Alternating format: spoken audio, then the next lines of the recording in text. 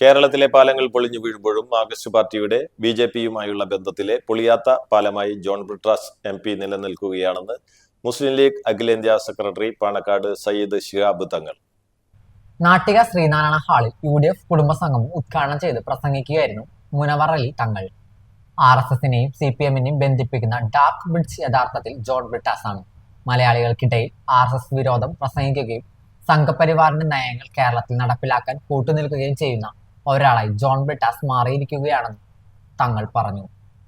PM Shri പദ്ധതിക്ക് പിറകിലെ രഹസ്യങ്ങൾ പുറത്തു വന്നത് മാത്രമല്ല, പിണറായി സർക്കാർ അകപ്പെട്ട പല കേസുകളിലും പിന്നാമ്പുറ നീക്കങ്ങൾക്ക് ഡൽഹിയിൽ ചുക്കാൻ പിടിക്കുന്നതും ബ്രിട്ടാസ് ആണ്.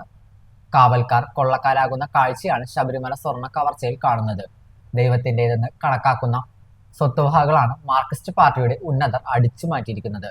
ദൈവത്തിനും വിശ്വാസത്തിനും വില കൽപ്പിക്കാത്തവർക്ക് മാത്രം ഇതിന് കൂട്ടുനിൽക്കാൻ കഴിയൂ. ഇത്തരം ഹീനകൃത്യങ്ങൾക്കെതിരെ കേരളത്തിലെ മതേതര വിശ്വാസികൾ തെരഞ്ഞെടുപ്പിലൂടെ വിധിയെഴുതണമെന്ന് മുനവർ അലി തങ്ങൾ പറഞ്ഞു. UDF Nattika panchayat committee chairman Naushad Attuparambath അധ്യക്ഷനായി.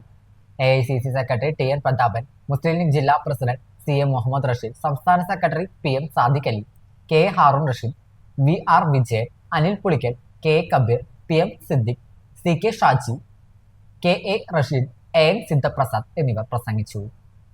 വലിയ സന്ദേശമാണ് നിങ്ങൾ നൽകിയിട്ടുള്ളത്. ഈ നാട്ടികയിലെ എത്രയും പ്രതീക്ഷിച്ചു എത്രയധികം ജനനിബിഡമായ ഒരു സദസ്സ് ഈ ഒരു സമയത്തുണ്ടാകുന്നു. പക്ഷെ നിങ്ങൾ പോരാട്ടത്തിലാണ്.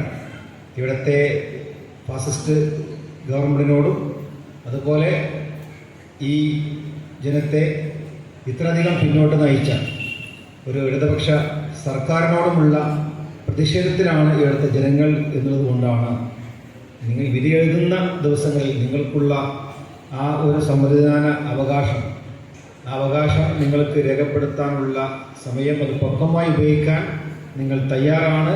നിങ്ങൾ നീതിക്ക് വേണ്ടി വോട്ട് ചെയ്യും എന്നതിൽ നിങ്ങൾ ഉറച്ചു നിൽക്കുന്നു എന്നതിൻ്റെ ഉദാഹരണമാണ്.